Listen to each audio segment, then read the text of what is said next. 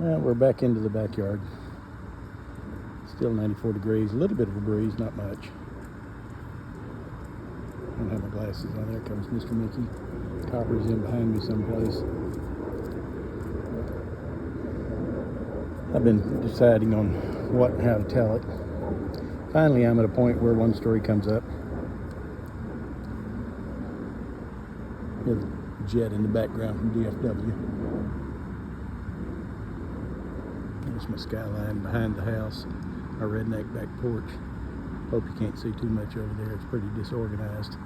I haven't cleaned it for days because Clementine keeps all the stuff out of the house and messing things up. Hope you can see Mr. Mickey. I can't got too much light on the screen. I can't see anything. He's just back here hanging out. So I'm sitting at my desk one day. Yeah, I was a desk jockey, legged, Remph, rear echelon motherfucker.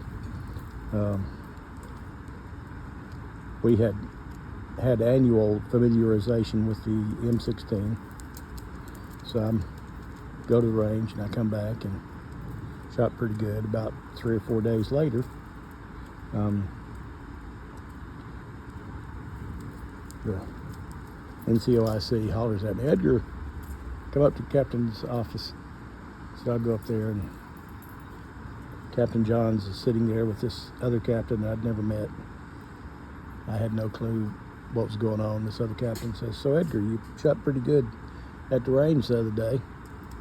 "Yes, sir. I grew up on a range, so I got to be pretty good since I was a little kid. Always been lucky." "Son, that's more than luck. That's, you got some talent." Okay. So I'm sitting there thinking, well, maybe they're going to try to recruit me for the rifle team that represented our unit or Fort Hood or something. I don't know. Then he says, "Edgar, do you think you could kill people?" I thought for a second, well, I'm not really, because, not a murderer, not a psychopath or anything. He said, No. I mean, do you think you could kill America's enemies? Well, when I enlisted specifically as a personnel clerk, which I had enjoyed. I was responsible for requisitioning replacements whenever we lost people to ETS or transfers or whatever.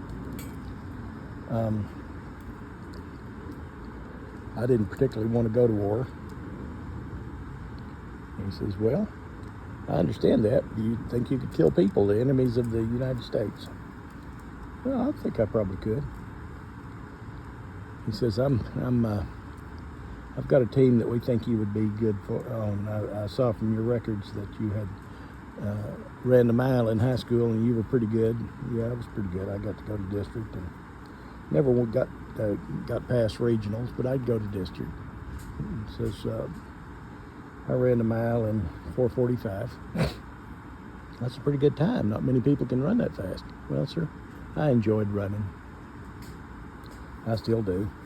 I enjoyed basic training. Out of our 100 and some odd men, I was the second one across. The only reason I was second was because I didn't know that there's anybody in front of me. If I'd known there's anybody in front of me, I'd have chased his ass down." So apparently whoever beat me got way out front before I even realized that he'd pulled out front. He says, "So you think you can run 10 miles? "Oh, yeah, not a problem." "You can hit what you shoot at?" "Yes, sir." "You willing to kill people?" "Well, within reason." He said, "You've got some unusual scores on the intelligence tests." Well, yeah. And back then the scores were 0 to 130, I think, 140, 130, I think. And I had lots of 127s. And I've discovered as a personnel clerk that some of those tests, that box bending thing, and those numbers, they don't test how many you get right. They test how many you attempt. If you attempt enough, you get a high score. If I'd known that, I'd checked every damn one of them. A. And I'd have got 100%. Got 130 perfect score. Says we're putting together a team. This was before Delta. We weren't putting together a team. He already had a team. It was mostly Green Berets with a couple of SEALs. And they needed a long-range person. He says, we'd like for you to come work with us for a few days. And he gave me an address, and I showed up there the next morning at 6:30. Nobody else was out yet, so I'm wondering if I'm in the right place. Finally, about 10 till 7, people start coming out, showing up. I said, so how long you been here? I don't know, I got here at 6:30. I like to be early. I said, all right. So we stretched a little bit, did a few exercises, and then took off on a run. And I stayed up with all of them. Of course, I wasn't as good a shape as they were, so about killed me, but I stayed up with them for 5 miles, and they appreciated that. To make a long story short, I made the team, and now comes the other story. About 4:30 in the morning, I was suddenly awake. I don't know why I was awake. I just suddenly was awake. Here we were sitting on the mountains side in South America someplace, Colombia, I think. And we'd gotten a tip that there was going to be a mule train come through the pass below us. It was going to have 20 mules. It was going to have the leader of the group would have a red bandana, and we were tasked with taking out all of those mules, donkeys, and anyone associated with them. So we set up 2 days before they were supposed to come through, and then at the end of the first day, we already knew where we were moving to, so we moved, changed our locations. All 4 teams changed our locations, 50, 100 meters, in case we were being watched. We wanted to just disappear, so we did it rather quietly. And anyway, the third morning, I wake up at 4:30, and Paige says, you ought to go back to sleep. No, I'm not sleeping. About 5:30, we hear way down the valley, we hear the tinkling of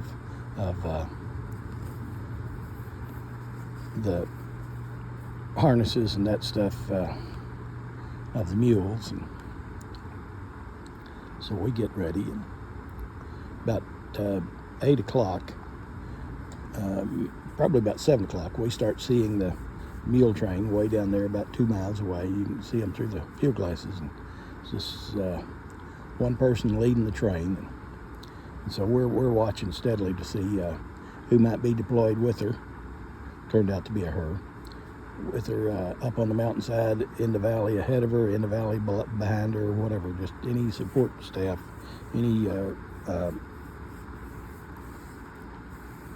what am I trying to think of here? The protection group. Not the right word, but you know what I mean. And so we watch her for about 2 hours, and she finally gets up into the valley, and I was tasked with taking out the leader of the, because this was my first time out. I was tasked with taking out the leader, and what I found out was 2 other teams were also set up on the leader in case I missed. I was tasked with taking out the leader. So I get on the radio when he says, okay, let's take him. I get on the radio, sir, that's an old woman. She's probably 50, 60 years old.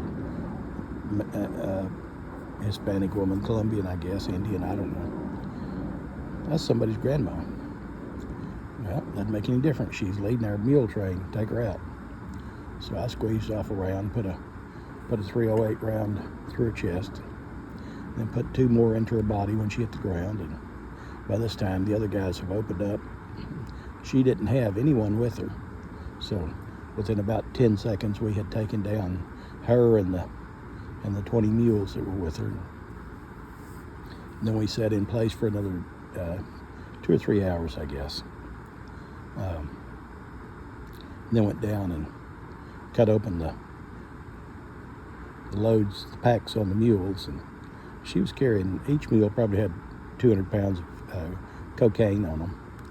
They were being sent to Medellin, or I don't remember where, for shipment out. And looking down at that old lady, I couldn't help, that's somebody's grandma. At the time, it didn't bother me. Fast forward to Dances with Wolves, where that mule skinner is taken to Lieutenant West, and they find a bag of bones with a couple of arrows in it out on the prairie, and the mule skinner says, why don't he ride home? Something along the lines of somebody back home, he just never writes. I wish he'd write. And in that instant, I started to see that old woman and others more as people than as just enemies of the United States. She just went into the jungle and disappeared. Somebody lost $20 million, $10 million worth of cocaine, and they would have killed her if they'd have found her for losing it. But they didn't protect their assets properly, and we took it from them. And that old woman is living in my conscience ever since. She made bad choices. I don't know why she made them. Maybe her family was at risk. My guess is she was good with mules and knew the territory, knew what she was doing, and knew what she was carrying, and made the choice to do it for the payoff. And it probably wasn't her first mission, so she knew what she was doing. She put her life at risk, and it cost her her life. I just happened to be the one that took it. Life's like that sometimes. You make choices, you live with the results. Where are you going to be in 10 years? What are you doing to get you ready for the you that you want to be in 10 years? You got to start that today, because 10 years comes and goes fast. Here I am, 71, and I ain't got shit. But I'm happy. End with a happy note. I heard about some research that's going on. Crows have suddenly lost the ability to caw. So crows just open their mouth and nothing comes out, and so they got no way of calling each other, no way of communicating, and it's messing with their murders. Murder is a group of crows, right? They're having trouble staying in contact with each other. And scientists have started studying it, but so far they haven't found the cause. Have a good day.